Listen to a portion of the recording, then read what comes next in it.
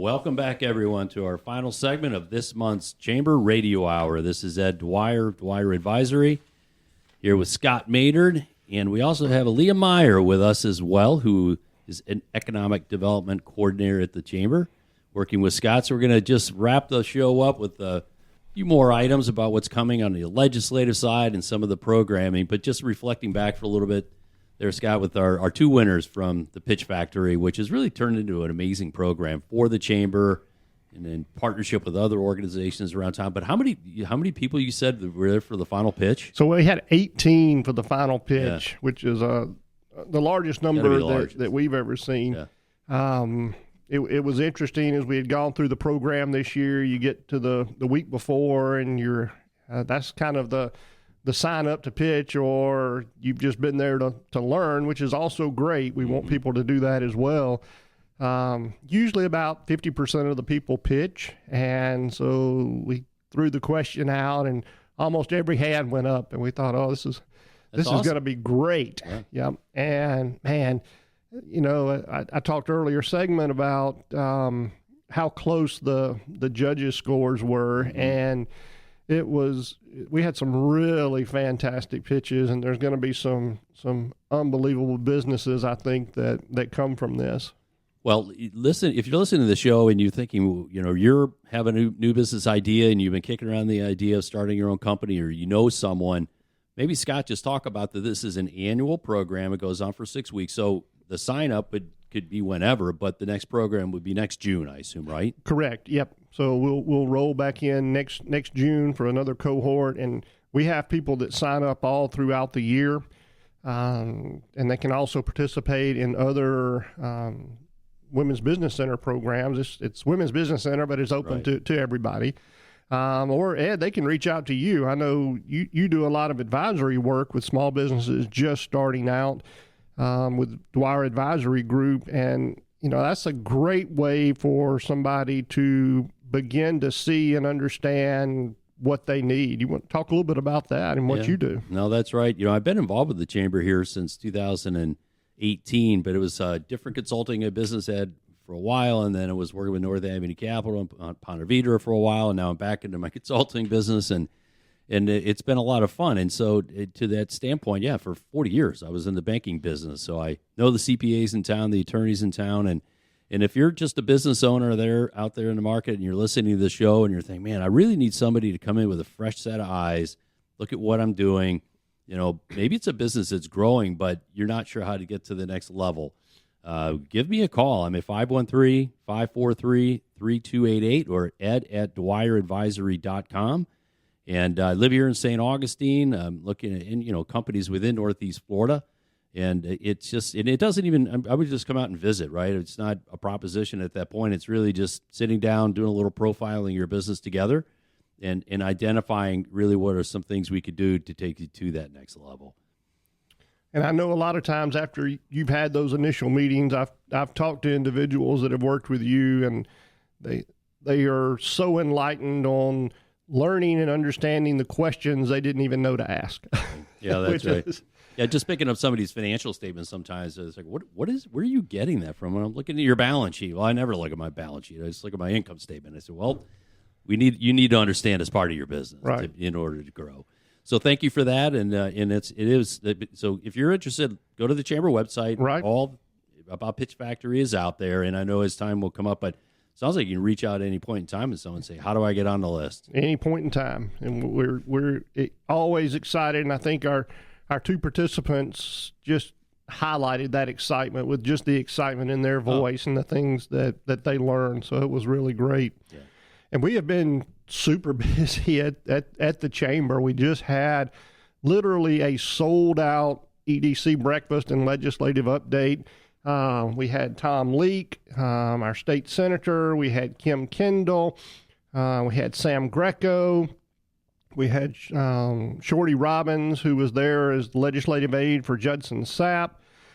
We had our local elected officials, County Commission Chair Krista Joseph, City of St. Augustine Mayor Nancy Seitz Klein, and City of St. Augustine Beach Mayor Dylan Rumrell all spoke and gave updates on what's happening, in and around. The legislative session was one for the record books. Well, what's wild about that, every name you named on the legislature is brand new. They are, every single one. Yep. And so it really is a time. Tom Leake went from House of Representatives to Senate, so he came in with experience. Right. But all of the others was a freshman delegation, and so that can be good, and it can be rough if you don't have the seniority in the House. That's right, and I guess the good side of that is we'll have a lot of people with seniority as time goes on. But they highlighted $9.8 million that was secured for St. Johns County, and that's going toward water infrastructure, attainable housing, career and technical education programs, a new airport-based student training initiative, and other things. So there's some great things coming from that. I think they all learned, and as Tom Leake said, this was one for the record books. There was a lot of indecision even going into the last week about what would get passed, what wouldn't get passed, what was the governor going to sign, what was the governor going to veto. But we packed out the Embassy Suites at St. Augustine Beach. We literally could not have put another table in the room. So that's great. That is something that I don't know where they put all those cars. Where do they put cars when you're at the beach? Well, luckily we had the mayor of St. Augustine Beach there, so maybe they weren't writing tickets if somebody was parked on the street. I'm not sure, but we did get everybody in, and it goes to show though the interest there is in both state and local politics and education, and again that's one of the purposes of the chamber, is to provide those opportunities for you to learn about things that are going on, provide opportunities for you to personally engage with your local elected officials. And that's important. And we have some other events coming up. Aaliyah, what's coming down the line in the very near future? Yeah, continuing the conversation about infrastructure updates, St. Augustine and their smart St. Augustine project is coming to life through intelligent transportation systems and initiatives that are going to roll out to hopefully improve traffic flow. I know all of us have dealt with issues going down US 1, especially during Night of Lights time.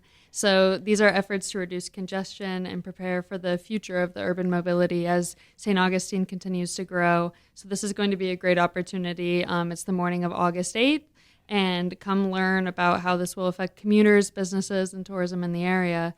We also have a business education coming up on August 21st that morning. We're bringing in a local expert, Brandon Barkema, and this is for business owners and professionals who find themselves putting off the long-term planning. I'm sure everybody hates to see that budget coming up. I know us at the Chamber, we've been working through it these last couple months and planning for the next year. So Brandon's going to share practical, non-fluff strategies to stop the procrastinating and finally build a roadmap for future success. So come learn, walk away with the tools that you need to implement and stop procrastinating your annual planning.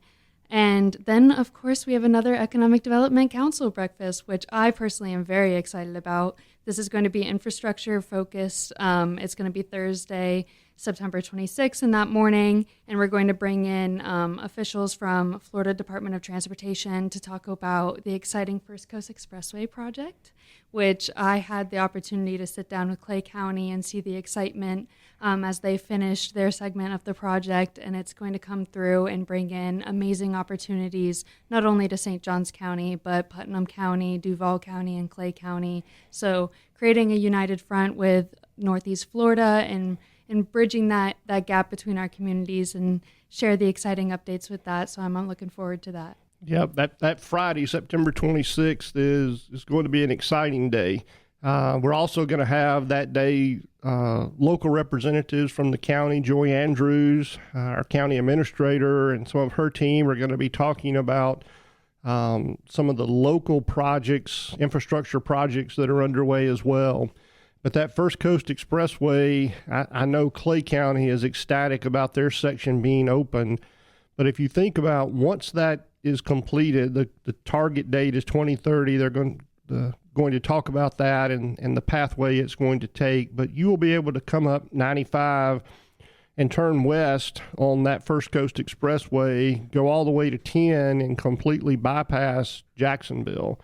That's going to be a huge opportunity to move traffic off of 95, especially the truck traffic, so they don't have to navigate all of downtown Jacksonville to try to get to 10 to go west. So we're really excited about that and learning more about it. Well, there is a lot going on. Summertime usually it gets quiet, but it isn't. It doesn't sound like it is these days. And so, well, that is a wrap for our show. It was wonderful, Scott and Leah, to meet some of the winners from our Pitch Factory. So know that the chamber is there for all businesses, right? The largest businesses in town, the Northrop Grummans and hospitals and whatnot.